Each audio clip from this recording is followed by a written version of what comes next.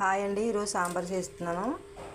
ఇది చూడండి, ఆనగకాయ ముక్కలు, ఇలా ములక్కాయలు, టమాటాలు, బెండకాయలు, పచ్చిమిర్చి, పోపు కోసం ఎల్లుల్లిపాయలు, ఎండుమిరపకాయలు, కరివేపాకు, వంకాయలు కూడా, ఉల్లిపాయలు, పచ్చి కొబ్బరి తురుము తయారు చేస్తున్నానండి. చూద్దాం.